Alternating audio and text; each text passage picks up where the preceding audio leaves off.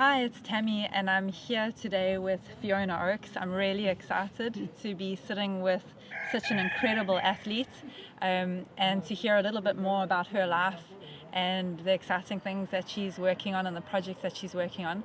Fiona, thanks for having me at your sanctuary. You're very welcome. I'm very honoured to have this opportunity to chat with you. So would you mind telling us a little bit about your story to veganism? Well, my story starts when I was 3 years old. I went vegetarian, completely self-inspired. And then by the time that I was 6, I was starting to ask more probing questions of my mother, like, where does the dairy come from? Why does the chicken give us our eggs? That kind of thing. My mum was very brave at the time. This is back in the 1970s, before the internet, before you could Google things.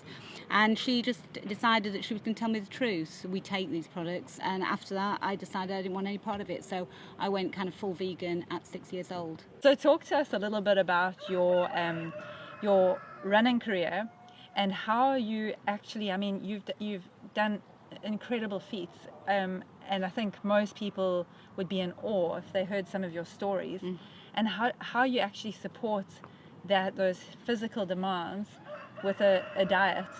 How do you support that?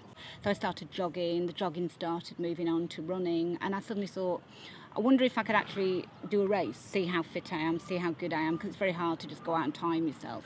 So I entered 1 or 2 kind of localish races, small races, and won them and got a couple of course records or whatever. And then I thought, okay, can I move this to the next level? How do you move this to the next level where you could actually make it work for the animals? And I thought, if I want to be a better runner, I've obviously got to work hard, I've got to train hard, I've got to have some structure in my training. Is it going to be worth the effort I'm going to invest in this? So initially I looked for a coach, and I found 1 or 2 people that were interested in helping me, but the main caveat was that although they could give me an actual program of physical exercise to do, they didn't agree with my vegan diet. So unless I was going to break the compromise and follow their advice in all respects, they weren't going to touch me. So I said, well, I'm not going to not be vegan. It's not going to happen. I'm going to have to work out how to do this myself. Well, you were actually running to showcase. Yeah, that's it. It's almost the opposite of how it usually works. Most people become athletes and then they become vegan because they find that maybe it suits their training better and their results. But for you, it was the other way around. Yeah, it was a 2-pronged thing. I actually thought, well, if I can do well, obviously I was getting a little bit of local media attention by winning races. But if you can take it, could I move this on to national or global attention, raise awareness for the sanctuary and promote the benefits of a vegan diet? Because you do get really, really sick and tired of hearing people constantly say, oh yeah, if you're vegan, you're going to be weak, you're going to be prone to illness, you're going to be prone to injury. And I remember one year in the London Marathon, I was on the elite ladies start, which goes out 45 minutes before the main start. I'm standing there in my vegan runner vest, and we set off, and we got this plan that they did a short Q&A with a celebrity kind of runner over the commentary. And one of my friends wrote in, rang in, and she actually said, do you think any of the runners on this start line could be vegetarian or possibly even vegan? And it was Tracy Morris at the time, very, very good runner. She said, oh no, not possible, you couldn't possibly. You tend to need animal proteins to compete at this level. And I'm chugging along right in front of the camera, a vegan runner. But there is this very much mindset amongst athletes that you need animal-based proteins, and so that's really why I wanted to get the message out there. It's kind of frustration, like, I've been vegan since I was 6 and I can do this, please don't ignore me and think of the benefits here. Because I always say to people, it's very hard. I haven't got a before and after comparison because there isn't really a before.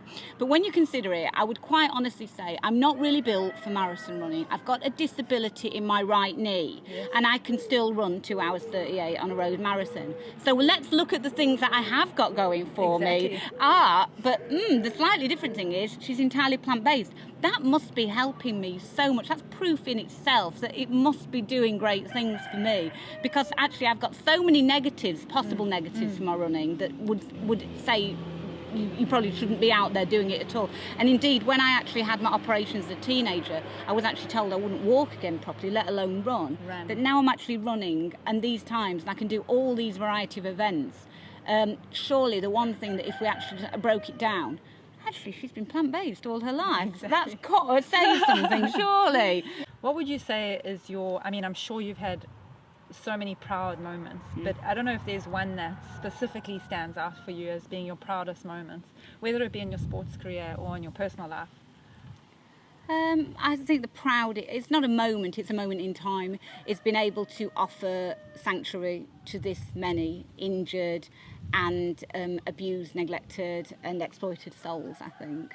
With regard to my running, yeah, for sure. I never really had a proud moment with my running, because the reason I run is slightly different. I don't like kind of go up and say, you know, I want to run a bit quicker time, or I want to win that trophy, or I really do just run to promote veganism in whatever way I can. So I suppose, yeah, breaking the world record's been down in Antarctica, doing so well down there. That was kind of, yeah, I was proud that I'd done it, that I'd achieved it for the animals. But I'm one of those people, and I get the probably feeling you're the same. In my life, you either move forward or you move backward, you don't stand still. So the minute I finish a race, I'm thinking, well, what do I do next? What can I do next?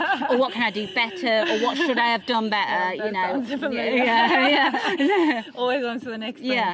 Well, thanks, Fiona. I appreciate your time, and look forward to watching your journey going forward. I've heard that you've got some really exciting projects in the pipeline, which I think is going to be amazing. And we're going to be, well, the Fry family are going to be 100% behind you and supporting you. If you want to talk about those and mention them, and or if you don't, maybe they're a secret. Yeah. But if you want to tell us about those. Yeah, no, for next year I was deciding what to do. As I say, I don't like to be standing still, so I like to be moving forward. How can I make this work for the animals? So I figured that next year I was going to go off and do the similar kind of format as the Marathon des Sables stage race, but on every continent. So 7, 7, so 7 races of 7 days long on 7 continents, trying to raise awareness for environmental issues pertinent to that individual continent, while the absolute assurity that if I can do this plant-based, 100% vegan, ethically vegan, this is for everyone. And I want to stretch the word vegan. I want people to start understanding what it means on each continent, and get awareness of what I do, and just the fact that I can keep doing it. So breaking down all the myths about longevity and sustainability. Yes. And I've got my new shoes coming out. I've got that's so exciting. my own. Well, I had a bit of an equipment failure in the Marathon des Sables this year. So I've got a new specific pair of shoes that I'm going to be running in all these races. So to show that, you know, absolutely 100% ethically vegan shoes. Everything about me is vegan, and anybody who's looking on can also take away what they want from this and realise that it's not prohibitive in any way, shape or form to doing anything. Yes. So I've done the 7 continents thing twice before, so I thought it was the time, you know. That'll be amazing. Well, good luck, and again, we're right there, you know, alongside cheering you on. Thank you. And hopefully we'll catch up soon. Yeah, hopefully.